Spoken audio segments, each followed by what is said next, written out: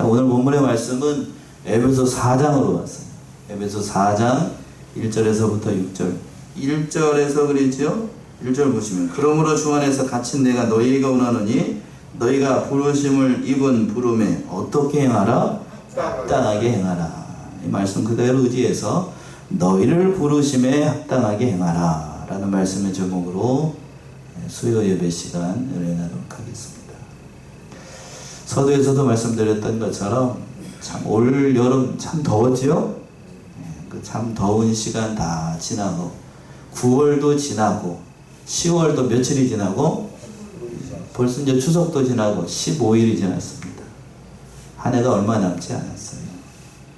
참 이 시간이 참 빨리 지나가게 되는데 오늘 이 본문의 말씀을 통하여서 정말로 올 한 해 정말 하나님께서 우리를 부르시고 성도로 부르심을 세우시고 하나님 백성으로 살게 하셨는데 정말로 우리는 합당하게 살고 있는지 우리 자신 좀 돌아보고 본문의 말씀에서 사도 바울이 그 얘기를 하고 있는 거예요. 에베소 교인들에게 부르심에 합당하게 행하도록 권면을 하고 있는데 이 일을 위해서 이건 신학적으로 얘기할 때는 교회의 일치를 위해서 하라는 얘기인데 여기에 부르심에 합당하게 행하라 하는 것은 구체적으로 이제 2절 이하에서 잘 나타나 있는 것처럼 겸손과 온유로 오래 참고 서로를 용납하고 또 평안의 면허질로 성령께서 하나 되게 하신 것 그게 성령께서 하나 되게 하신 것이 뭘까?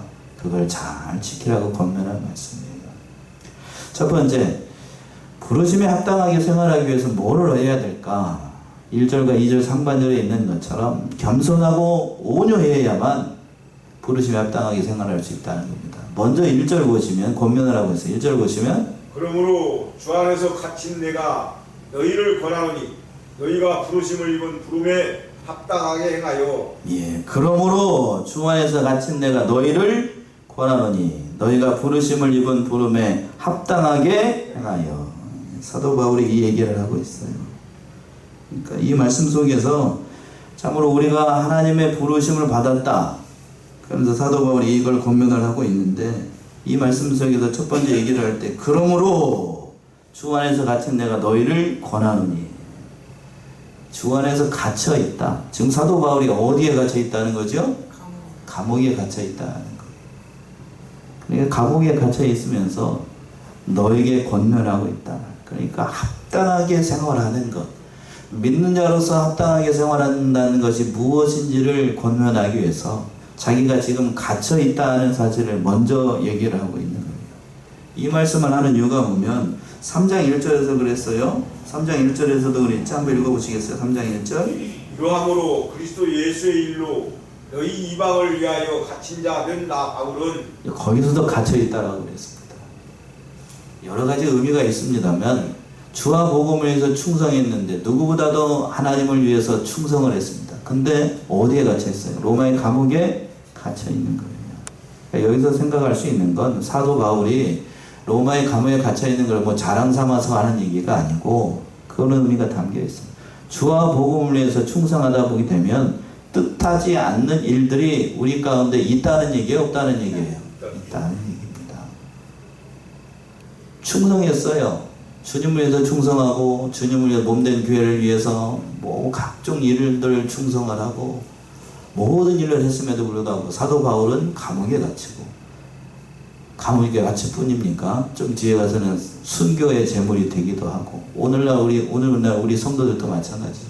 몸된 교회를 위해서 수고하고 또 연보도 하고 심지어는 교회에서 식당 봉사 반주자로 찬양대로 주일학교 선생님으로 또 여러 가지 구역장과 그 모든 일들로 힘쓰고 했었는데 목사님이 알아주는 것 같지 않고 성도들이 알아주는 것 같지 않고 오해하고 또 이상한 말로 뒤에서 뭐라 그래요?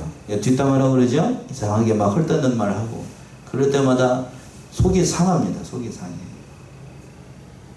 그런데 그런 것이 이미 우리에게는 예수를 믿는 순간부터 예정되어 있다는 거예요.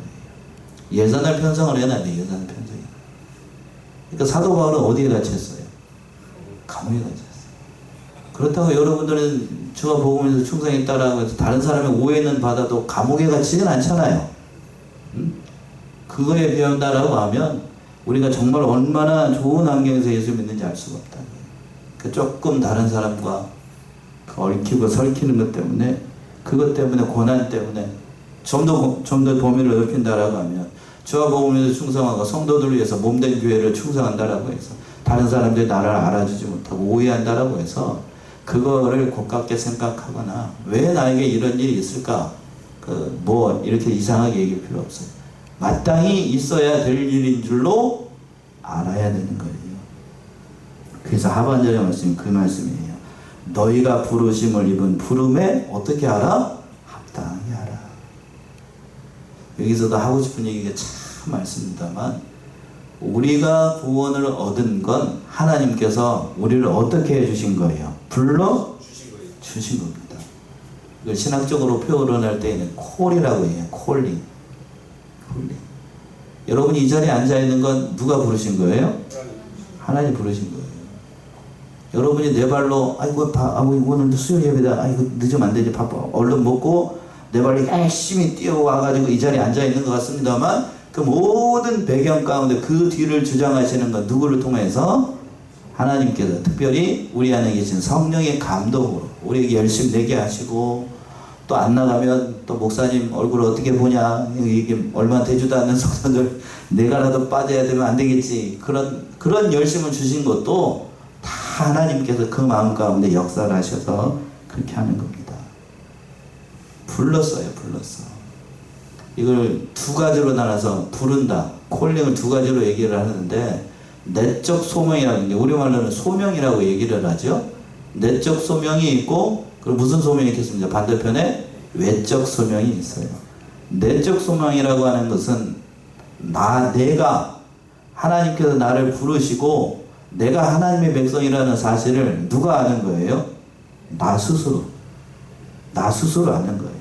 그러니까 굉장히 주관적인 거예요. 그건 하나님과 나와의 1대1의 관계에서 아는 겁니다. 다른 사람은 알지 못해요. 그건 내적 소명이라고 얘기해요. 그리고 외적 소명은 뭔가 하면, 그 내적 소명을 받은 사람들이 다른 사람과의 관계에서, 교회 안에서 생활하면서 저 사람은 정말로 누구의 사람이다? 하나님의 사람이다 하는 것이 외적으로 표명되는 것을 외적 소명이라고 얘기해요. 그러니까 이 둘 다가 있어야 되겠어요? 없어야 되겠어요? 둘 다 있어야 됩니다. 어느 사람을 보게 되면 나는 하나님께서 나를 부르셨다는 것 개인적으로는 참 열심히 믿고 잘 믿고 하는데, 그런데 말하는 것이나 행동하는 것이나 교회에서 행동하는 걸 보게 되면 저 사람이 하나님의 사람이요, 아니요 하고 다른 사람들이 뭐하게 생각하게 오해하고, 말하는 거 행동하는 걸 보게 되면 믿는 사람인지 안 믿는 사람인지 알 수가 없어. 그럼 뭐가 잘못된 거예요? 외적으로 그 사람이 하나님의 백성이라는 것을 다른 사람들에게 나타내지를 못하는 거지요? 그러면 온전한 신앙이라고 할 수 없어요. 반대로 외부적으로 봤을 때에는 믿는 사람처럼 행동을 해요. 성경에 그런 사람들이 대표적으로 많이 나오지요.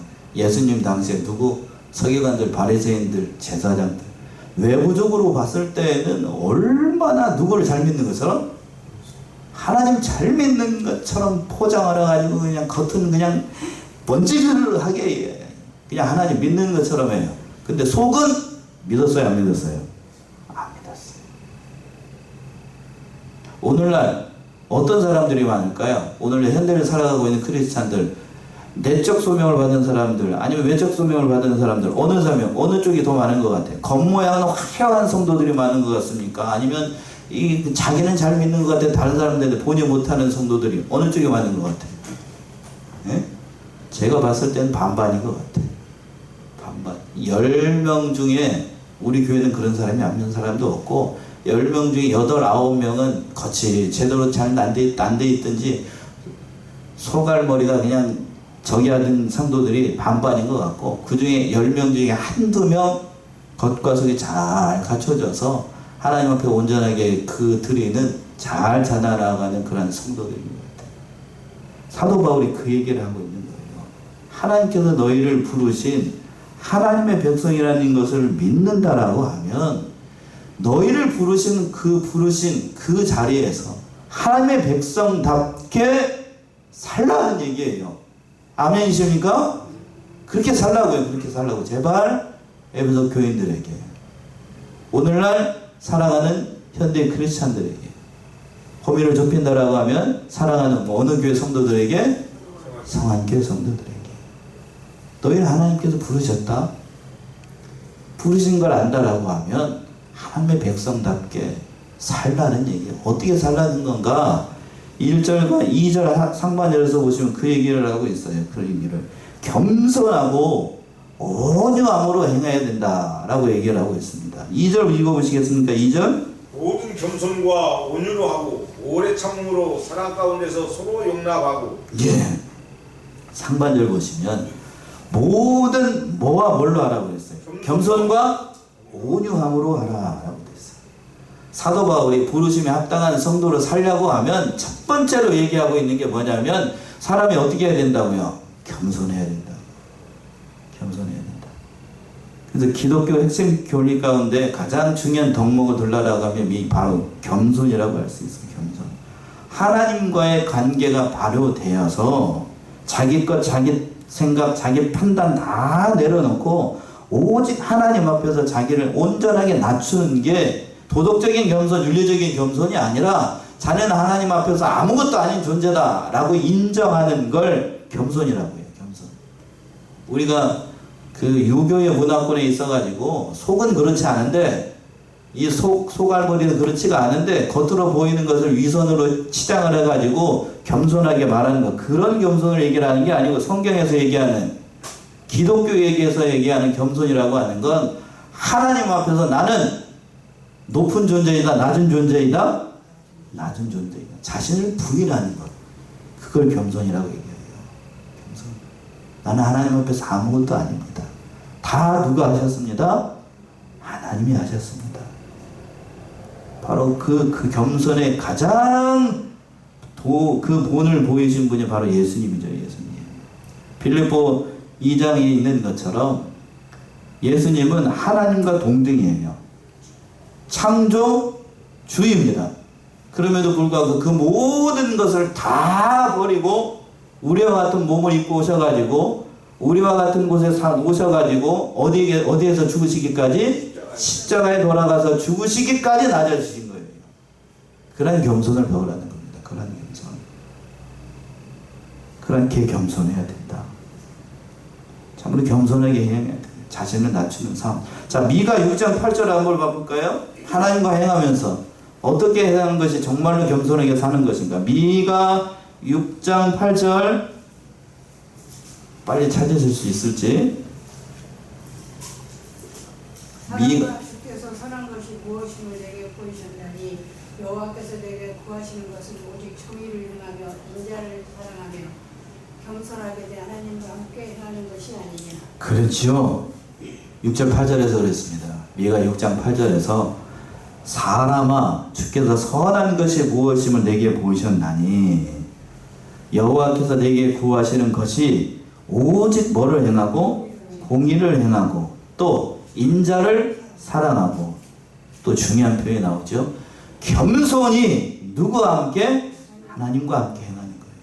여기서 겸손이라는 것은 나는 다 내려놓고 오직 하나님께서 행하셨다는 것을 믿고 하나님과 함께 생하는 것, 그런 사람이 진정으로 하나님 백성이라는 거예요.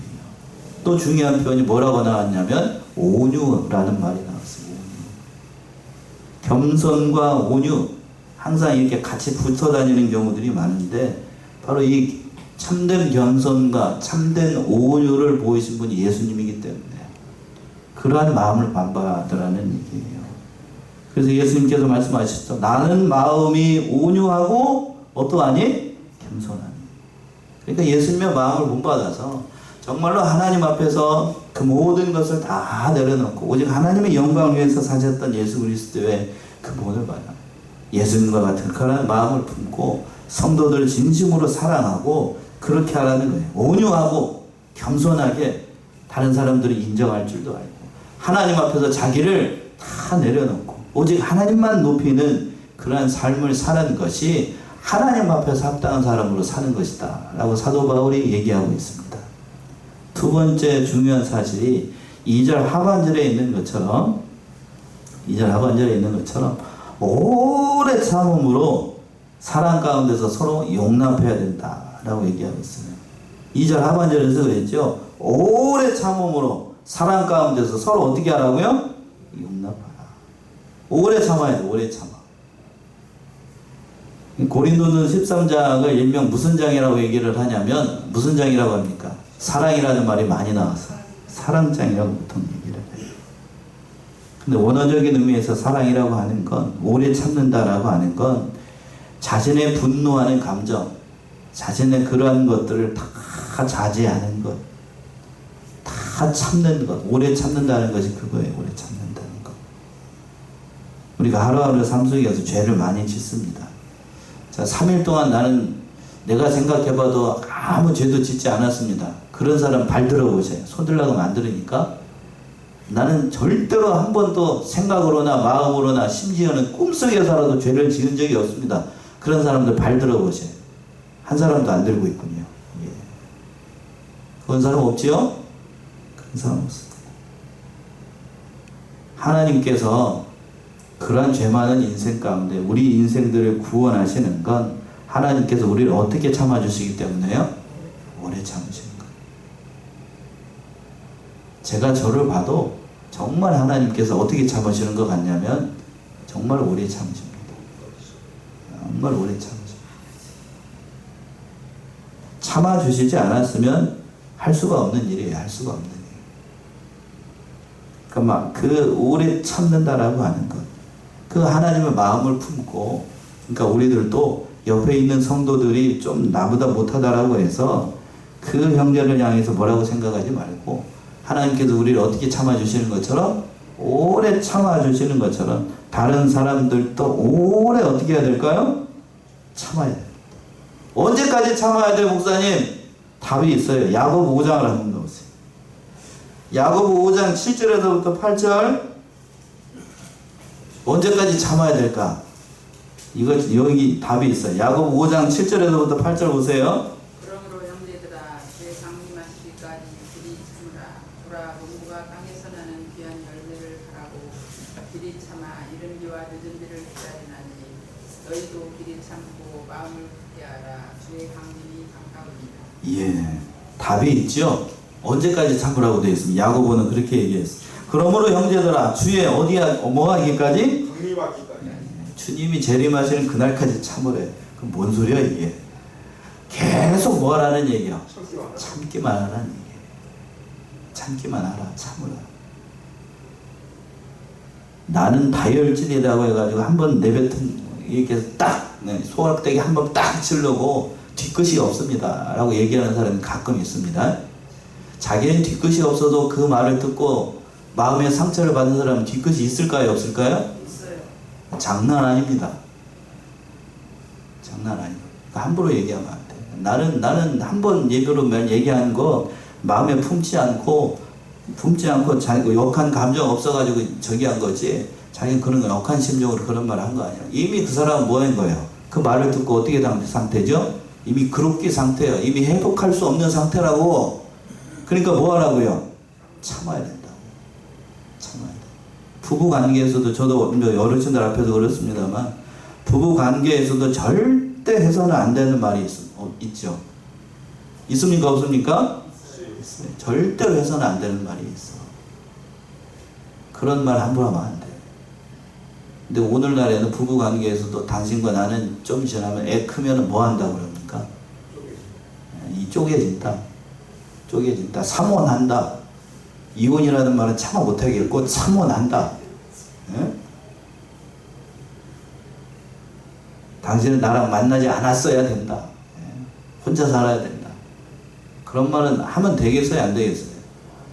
그런 말 하면 안 된다. 결국 그 말이 돌아서 결국에 누구에게 화살이 돌아오냐면 누구에게 화살이 돌아올까요?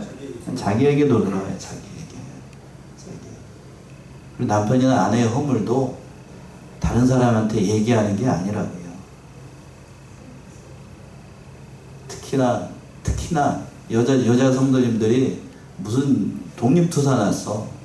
교회 오기만 하면 우리 남편이 지난주에 뭐 술 퍼먹고 들어와가지고 뭐를 어떻게 했네. 뭔 자랑이냐고. 그걸 듣는 사람은 좋아하겠지. 예? 듣는 사람은. 그러니까 그런 얘기 하면 된다고요, 안 된다고요? 제가 남자이니까 얘기를 하는 거예요. 예? 내려가면 저도 이제 생명이 위태롭습니다. 그러나 참 중요한 거예요. 중요한 게. 부부관계에서 중요한 게 그런 것 같아요. 부부관계에서만 그럴까? 교회 안에서 생활에서도 마찬가지지요. 박하고 목사님, 저희 이제 은사승 목사님이 가락동교회 박하고 목사님 그 얘기를 가끔 하시는데, 신대원에서 교회에서 성도들의 단점과 그 모든 것 얘기하면 될까요, 안 될까요? 안 된다는 거 뻔히 알죠? 누구만 알고 있어야 되죠? 혹시 알겠다라고 하면 자기 혼자만 알고 있든지, 그걸 도저히 자기 혼자 감당하지 못했다라고 하면 누구한테 얘기해야 됩니까? 옆에 있는 사람한테 얘기하면 안 돼. 누구한테? 누구요? 네, 저한테만 얘기. 물론 얘기 안 해도 이미 다 알고 있습니다만, 그걸 가지고 있지 마음속에 담아두기 어렵다라고 하면 저한테만 얘기하면 되는 거예요. 그러니까 그 단점이나 단점도, 여러분 우리 교회 같은 경우는 교회가 너무 크기 때문에 여러분의 장점과 단점을 제가 알까요, 모를까요? 제가 지금 벌써 9년 차인데 여러분의 단점과 장점을 모른다라고 하면 목사 사표 내야죠. 예. 사표 내야지 뭐 하고 앉아 있는 거냐고. 다만 뭐 할 뿐이죠? 얘기 안 할 뿐이에요. 기도할 뿐이고.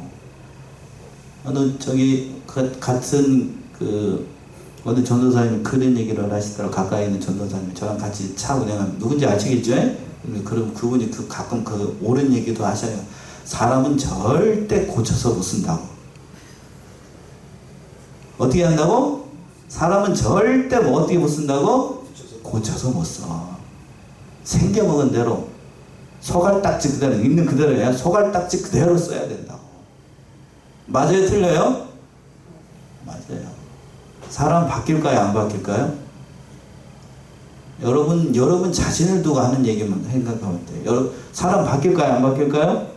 안 바뀝니다. 바뀌면 언제 바뀌는가? 돌아가실 때쯤 바뀌어. 그러니까 우리는 뭐 해야 되는가? 2절에서 이미 2절 하다가 한째 오늘 다 설교 다 끝나겠네. 어떻게 해야 된다고요? 서로 오래 참아야 돼. 그럼 4번절에서 그랬죠? 사랑 가운데서 서로 또 어떻게 해야 되고? 용납해야 돼. 용납해야 돼.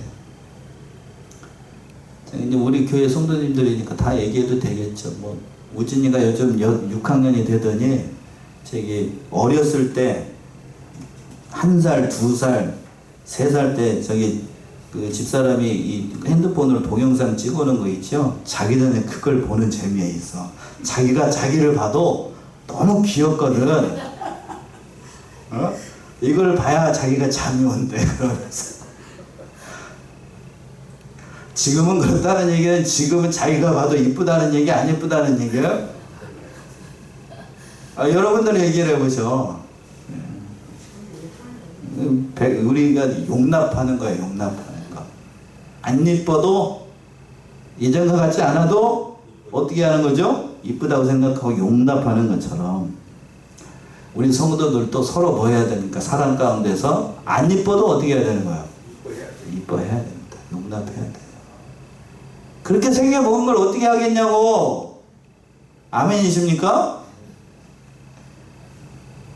그렇게 생겨먹은 거 어떻게 하겠냐고. 그렇게 생겨먹었어. 저도 그렇고 여기서 자유로울 사람 아닌 사람도 없다. 바꾸려고 한다. 부부싸움이 처음에 신혼부부 때 부부싸움 좀 지나가게 되면 부부싸움을 하는 이유가 뭔가? 서로 뭐 하려고 하기 위해서. 자기가 편리한 쪽으로 남편을 바꾸고, 또 아내를 어떻게 하기 위해서. 그 못된 성격을 어떻게 해보려고. 꺾어보려고. 바꿔보려고. 바꿔집니까? 여기 오래 사신 분들 바꿔져요? 안 바뀝니다. 절대로 안 바뀝니다. 절대로 안 바뀌어. 근데 꺾어보려고 하면 그때부터 파열음이 나는 거예요. 파열음. 그 사도 바울이 결혼도 안 했는데 이걸 어떻게 하는지 모르겠습니다만, 서로 용납하라고. 서로 용납해야 되는 거예요. 용납해야. 오늘날 교회도 마찬가지예요. 여러 사람들이 뭐예요? 여러 여러 사람. 생긴 것도 다릅니다만, 이 소갈딱지도 다 같을까요? 다를까요? 다 달라요. 성질머리도 다 다르고, 과격하다 너무. 성격도 너무 다 다르고, 다 다르다고요. 용납하는 면도 다 다르고. 그래도 인정해줘야 돼. 저분은 저렇구나. 실수도 많이 하고, 또 내가 하나님 앞에서 온전하지 않은 것처럼 다른 사람도 온전하다고 온전하지 않다고요? 내가 하나님 앞에서 온전하지 않은데 다른 사람이 온전하기를 바라는 건 그 욕심이죠. 목사도 온전하지 않은데, 내가 온전하지 않은데 다른 사람이 온전하기를 바란다라고 하는 건 그거는 말이 안 되는 얘기라고. 다만 우리는 서로를 위해서 기도하고 어떻게 오래 참고 서로 뭐 하자고요? 용납해야 됩니다. 마지막으로 세 번째 3절부터 6절까지 말씀인데, 그 성령께서 하나님께 하신 것, 그걸 힘써 지키라 하는 얘기인데, 그걸 뭘 지키라는 얘기일까? 3절 한번 보세요. 3절. 평안에 매이는 줄로 성령이 하나 되게 하신 것을 힘써 지키라. 3절 우리 합독합시다. 3절 시작. 성령에 매는 줄로 성령의 하나 되게 하신 것을 힘써 지키라. 성령으로 하나 되게 하신 것을 힘써 지키라. 그럼 성령으로 하나 되게 하셨다는 것은 성령께서 우리에게 하나 되게 하신 것이 있다는 얘기죠. 그죠? 성령께서 하나 되게 하신 것, 성령께서 우리를 구원해 내셔가지고 하나님의 백성으로 만드셨습니다. 그 하나님의 백성들이 모인 곳이 어디일까요? 교회입니다. 그러면 성령께서 하나 되게 하신 것을 힘써 지키라는 얘기는 어디를 지키라는 얘기예요? 쉽게 교회를 지키라는 얘기예요. 교회 안에 교회를 지키려고 하다 보니 나만 유능하고 똑똑해서 이 몸된 교회를 잘 세워나갈 수 있는가? 그런가요? 아니에요. 목사가 아무리 유능하고 똑똑하고 잘났어도 누가 있어야 되고, 오늘날 여러분 오늘 수요 예배인데 여기 앉아 계시면 한 사람도 없어 봐. 여기 이렇게 준비하고 했는데 한 사람도 안 왔어 봐. 말씀을 전할 수가 있습니까? 없습니까?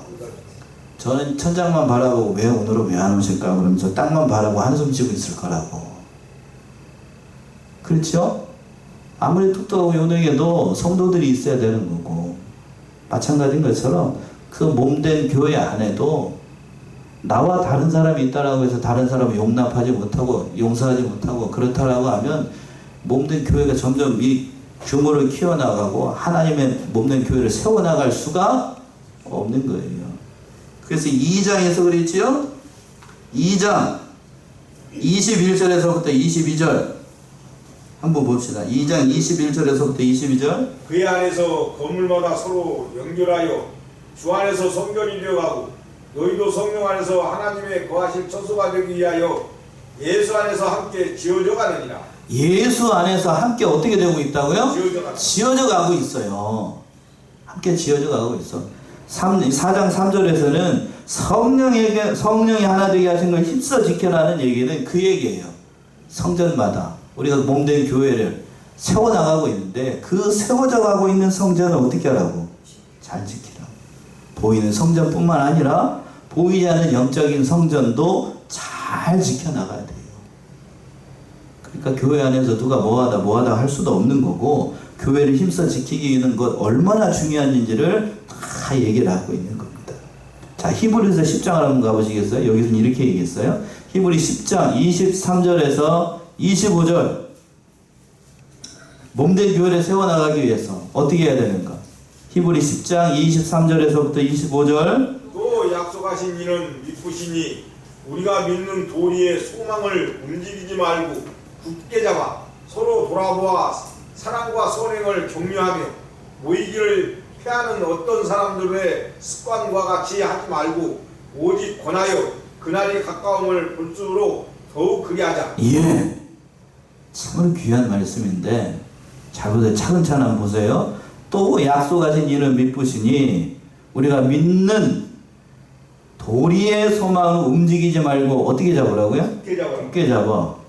서로 돌아보아. 서로 돌아보라고요? 서로 격려하고 서로 돌아봐. 사랑과 선행을 어떻게 하고? 격려하며. 또 몸된 교회를 잘 세워나가 서로 격려해주고 위로해주고 세워주고 칭찬해줘서 몸된 교회를 잘 세워나가고, 그러기 위해서는 25절의 말씀 중요해요. 모이기를 어떻게 하는? 패하는 어떤 사람의 습관과 같이 하지 말고. 그러니까 어떻게 됐든지 간에 교회에, 예배에 어떻게 해야 되는 거예요? 모이기를 힘써야 돼요. 주일날 그러니까 빠지면 돼요, 안 돼요? 안 됩니다. 안 돼요. 무슨 이유가 됐든지 주일날 빠지는 건 그런 하나님 백성으로서 할 일이 아니라고 하는 거예요. 아니, 어쩌저쩌 해가지고 어쩌저쩌 이렇게 얘기하면 안 되는데, 어떻게 해서 주일날 참석 못했다. 어느 예배라도 또 와야 되고. 지금 우리가 뭔 예배 들고 있어?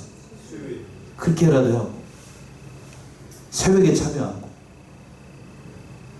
또 금요 예배도 오고, 할 수 있으면 하나님 앞에 모이기를 힘써야 돼요. 그래야만 서로가 어떤 상태인지를 깨닫고 서로가 서로를 위해서 기도해주고 몸된 교회를 세워나갈 수 있어요. 신앙생활은 나 혼자 하는 게 아니에요. 아멘이십니까? 부부생활도 자기 혼자가 잘났다고 유능하고 똑똑하다고 해서 가정생활이 제대로 되나요? 아니에요. 그러니까 내가 똑똑하다 해서 교회가 바로 되는 게 아니고 옆에 있는 성도들이 나를 도와줘야 됩니다. 우리 성도들 만난 게 내가 얼마나 기쁘고 감사한지 몰라요. 처음에 내려와서 이 모든 거 다 감당할 수 있도록 은혜를 주시고, 또 이 시간 앉아가지고 참 어려운 시간이라는 거 제가 누구보다 압니다.